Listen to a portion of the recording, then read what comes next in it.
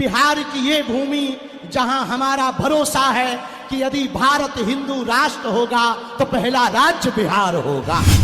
तो इस देश को बहुत सी ताकतें गजवाए हिंद बनाना चाहती हैं और बिहार के पागलों, हमारा एक ही सपना है, भगवाए हिंद होना चाहिए। अगर हुआ मेरे धर्म पर घात तो मैं प्रतिघात करूंगा, क्योंकि मैं हिंदू हूं, सिर्फ हिंदुत्व की बात करूंगा। बीजेपी के चुनाव प्रचार में जुटे धीरेन्द्र शास्त्री। नमस्कार, मैं ओमशील और आप देख रहे हैं खबर तक। साथियों, बिहार विधानसभा चुनाव में काफी कम दिन रह गए हैं और ऐसे में बिहार में अब धर्म कार्ड चलाया जा रहा है। 6 जुलाई यानी कल एक सनातन महाकुंभ का आयोजन किया गया पटना में, जहां पर तमाम साधु संत और धीरेन्द्र शास्त्री, जगत गुरु रामभद्राचार्य वहां पर मौजूद रहे और ये आयोजन बीजेपी नेता अश्विनी चौबे करवाते हैं पटना के गांधी मैदान में। और इस आयोजन में जो लोग शामिल होते हैं वो इस चीज को दर्शाता है कि इसका उद्देश्य क्या है, क्योंकि अगर हम बात करें चुनावों की तो जिस जिस राज्य में चुनाव होते हैं, चाहे हम वो महाराष्ट्र की बात कर लें, महाराष्ट्र में अगर चुनाव होता है तो धीरेन्द्र शास्त्री का कार्यक्रम वहां पर होता है, भव्य कार्यक्रम का आयोजन महाराष्ट्र में किया जाता है, वहां पर भारतीय जनता पार्टी के नेता उस मंच पर पहुंचते हैं। अगर वही मध्य प्रदेश चुनाव होता है तो मध्य प्रदेश में उनके कार्यक्रम का आयोजन किया जाता है और भारतीय जनता पार्टी के तमाम दिग्गज नेता उसके मंच पर पहुंचते हैं। वहीं अब बिहार विधानसभा चुनाव आ रहा है और बिहार के तमाम वो नेता, अश्विनी चौबे बहरहाल अगर कहें तो वो राजनीति से संन्यास ले चुके हैं। उन्होंने ये कह दिया है कि अब मैं चुनाव नहीं लड़ूंगा क्योंकि मैं 70 साल का भी हो गया हूं। खैर वो बात अलग है, लेकिन जिस तरीके से उस मंच पर नेता उमड़े, चाहे हम वो बात बिहार सरकार के डिप्टी सीएम का करें, विजय सिन्हा हो या फिर सम्राट चौधरी हो, वो वहां पर पहुंचते हैं, रविशंकर प्रसाद वहां पर पहुंचते हैं, मंच साझा करते हैं, तो ये क्यों ना कहा जाए, ये एक राजनीतिक कार्यक्रम का रूप देने की कोशिश और एक खास वोट बैंक को एकजुट करने की कोशिश है।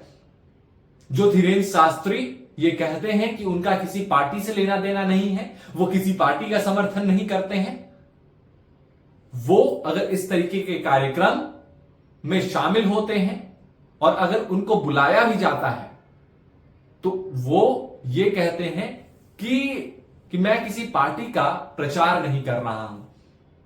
तो अब कोई बच्चा भी 6-7 साल का होगा, वो भी बता देगा कि ये पार्टी का प्रचार है या फिर आप धर्म का प्रचार कर रहे हैं। चुनाव से ठीक पहले हर राज्य में वहां का एक एजेंडा सेट करने की कोशिश ये देश की जनता देख रही है। और जिस तरीके का बयान उस मंच से दिया जाता है कि गजवाए हिंद नहीं भगवाए हिंद, तो ये एक मानसिकता, एक विशेष वर्ग के वोट बैंक को अपने हिस्से में लाने का, और कहते हैं हिंदू एकजुटता की बात करते हैं ये, तो उनको लुभाने की कोशिश वो अपने इस बयान से करते हैं।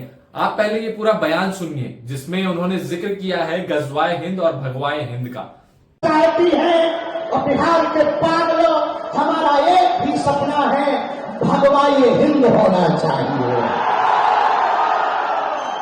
अगर हुआ मेरे धर्म पर घात तो मैं प्रतिघात करूंगा, क्योंकि मैं हिंदू हूं, सिर्फ हिंदुत्व की बात करूंगा। एक बात और सुनो बिहार वालों, हम किसी मजहब के विरोधी नहीं है, न हमें मुसलमानों से दिक्कत है, न हमें ईसाइयों से दिक्कत है, हमें तो हिंदुओं में रहने वाले उन हिंदुओं से दिक्कत है जो जातियों के नाम पर हिंदुओं को लड़ाते हैं।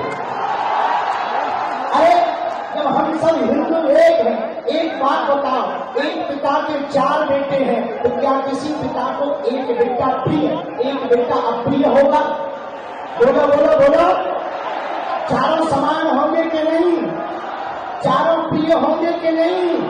हम सब हिंदू हैं हम सब समान हैं, हम सब आपस में लड़े ना भैया।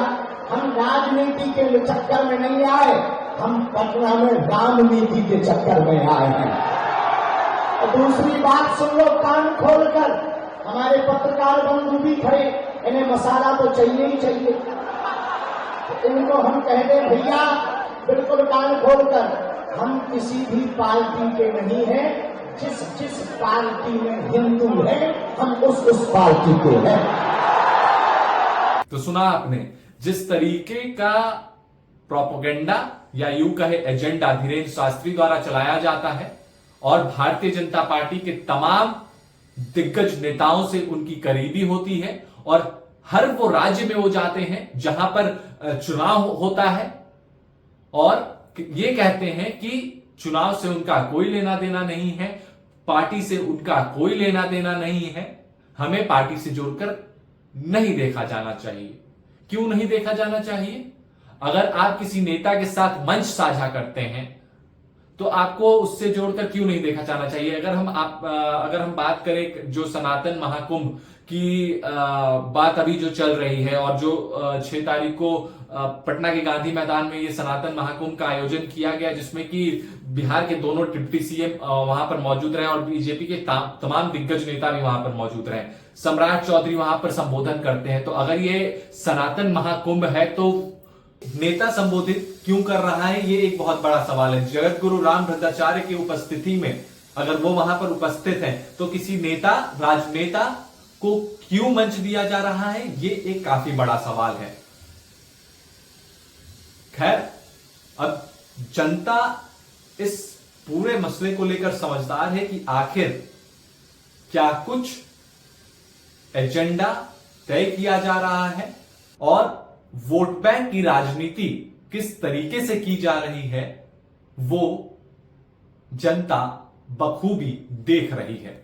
खैर, ये वीडियो कैसा लगा? वीडियो को लाइक करें, चैनल को सब्सक्राइब करें और कमेंट करना ना भूलें। नमस्कार।